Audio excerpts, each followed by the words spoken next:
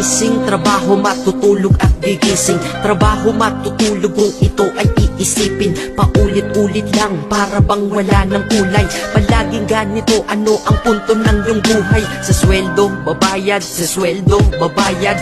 Kakasweldo lang pero ubos ang pera kagad. Ito ba talaga ang binigay na kapalaran? Hindi ka mabubuhay kung hindi mo babayaran. Mahirap pala to, sana maaga kong nalaman. Para kang malayang preso pag di ka anak mayaman. Dahil aking napuna kapag bumiyahe sa umaga. Mga tao sa paligid ko hindi rin maligaya. Tayo ay mga alipin sa moderno na lipunan. Magandang kinabukasan, kailangang pag-ipunan. Pero pagkatapos nun, ano ba ang kasunod? Ika'y magkakasakit, mamamatay ka ng pagod. Di ba napakalupit? Ganito ba talaga? Habang nabubuhay ka, pera ang mahalaga. Kaya magtrabaho ka, magbanat ka ng buto.